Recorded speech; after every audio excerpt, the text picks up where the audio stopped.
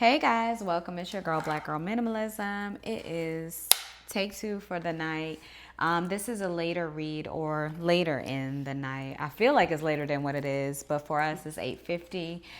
We're using the Clueless Tarot Guidebook deck, and this is She's About the Business Part 2. And today is, of course, February 6th. So we're going to do a spread of 12, but I'm going to start with the Empress card because this was facing up when Erin, this is our second take technically, but take one of this one, right? Her phone died. So with the Empress card, this is Dion. She has the phone call in hand. She's maybe it's a call on hold too. So you have what am I want to say? You have the Empress knows what she likes and does not hesitate to indulge in the finer things in life. And Dion's expensive, nurturing side totally reflects this. You are ready for pampering and worthy of the pleasures heading your way. The Empress is here to signal the end of no, not the end, an error. Sorry, to signal an error of abundance in your life. Maybe an end of an era and abundance now into your life. So indulge yourself and consider using the burst of confidence to take some creative risk. You've earned it, but maybe don't cut class next time. So if you took some time away or you took a specific time dedicated, maybe you should have been doing something else, but you were working on a creative goal, or just a goal or endeavor in general, it was time well spent because it was necessary. So still gonna keep her in the read, but I'll keep reading. She keeps shuffling forward. All right. Shoot. Okay. Let's just start with this. The Knight of Wands. So I see this card as a chess piece card. Like she knows, okay, so Dion had the call on hold. She also seems like she has a call on hold and thinking over it and maybe thinking about the move, what move needs to be made. She has on all black, which I love. But let's get to her placement in the deck. So that's the Knight of Wands. If you think about it, the Knight of Wands, when you're kind of moving at night, you know, what you need to wear is probably black so you can't be seen or unrecognizable. The Knight of Wands is a real college woman. Like Heather, she is bold, courageous, confident, and invites you to follow her example. In a reading, she suggests that it's time to take a risk. See, this aligns with Dion's energy as well. And not like that, like pattern clashing, a real risk. And so, hold on one second. Nothing. So this is your sign to try something new in a major way. Just make sure you get all the deets first because she's also suggests a flair for the impulsive. So it's telling you that you're going to take an impulsive risk, but it's going to be a risk worth taking, right? All right, let's move forward. All right, so we have the Knight of Pentacles. King. Oh, shoot. That's a knight. Okay, so we have the King of Pentacles, which is Cher's dad. He is the protector. He's the guardianship over their finances and their household. Pismo Beach relief. And this is the Four of Wands. No, Nine of Wands, sorry. Nine of Wands. He's back. Did I? Mm-hmm. No, I didn't. Mm-hmm. I didn't. It's here. Nine of Wands is a clear sign that you are closer to a goal than you realize. So if you're ready to cross the finish line, you just keep doing what you're doing. And whatever it is that you have... I can't get my words. Whatever it is that has you questioning your abilities, put that little nagging voice in the corner and carry on. So it's saying, like, if you have any questions about it, it's already taken care of. We have the Nine of Cups as well. So we have the Nine of Wands, Nine of Cups.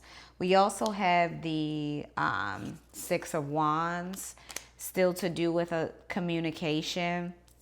We have the Seven of Wands, which is shares as if moment, right? Still communications happening in the background. And this is when she's in the courtyard and a gentleman walks up to her and she's like, as if she's like not interested in what he has to share or what he thinks he has to share. We have the Four of Swords, which is a classroom full of people. They're anticipating an arrival from someone that's just not there. We have the Temperance card.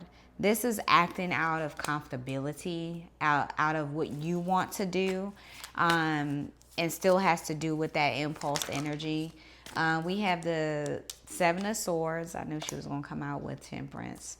We have the Two of Swords. You're at a crossroads of some sort at this time. You have the Four of Pentacles. This is about using your skill set, not letting it sit still. Like, it's asking you to be creative at this time. Whatever skill is necessary that you see is a just form of you putting yourself out there. Now is the time. You have the Six of Cups. Maybe experience some sense of embarrassment, maybe embarrassment behind like putting yourself out there or doing a skill that, you know, is familiar but in a new way. So don't feel embarrassed because you have the King of Cups behind you. So you have 1, 2, 3, 4, 5, 6, 7, 8, 9, 10, 11, 12, 13. I'll pick one more card. I know we started out with the Empress, but hold on. Okay, there it is. This wanted to come out anyways. So the Ten of Wands. Ten of Wands has to do with juggling a lot at this time, but you have the Sun card coming forward. So even though you're juggling a lot, there's the phone calls again. You have a lot of phone calls, a lot of communication, whether it's phone, whether it's text, whether it's email. It's going to be a lot of communication.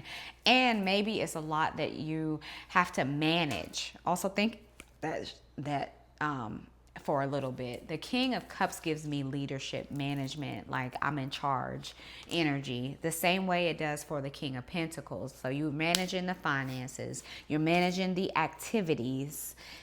She's physically managing activities, phone calls, holding things, like she's on the go. So with the Sun card though, okay, everything fell out, but look who's there, the Emperor.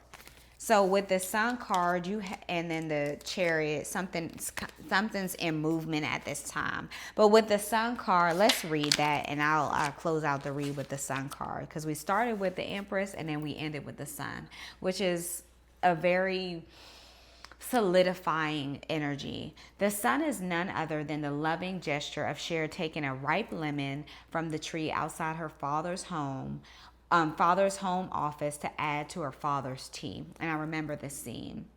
He had been working on a case. He was really tired, and she brought him a cup of tea, and he felt that it was just it was an innocent gesture for like a father-daughter moment. It's such a pure moment between father and daughter that it can't help but recharge you with some warmth and joy. Maybe you need that essence of like innocence at this time. It's always a good time for a fresh cup of tea. And what better way to make it even more special than a healthy squeeze of fresh lemon? So maybe now is the time to like sit and have a tea before bed or in the morning for breakfast. And just it takes the opportunity of you sitting still. That's how I see it. You take on the opportunity of sitting still. And so the sun shining here is a sign you are heading into brighter days. And that's how I see it. Like, even though the lemon is not physically a sun, you see the sun behind it because it's demonstrating that that's what it brings forth, is the energy of abundance. So I hope that you guys receive this message. I love you so much, and I will see you tomorrow morning. Bye. Love you.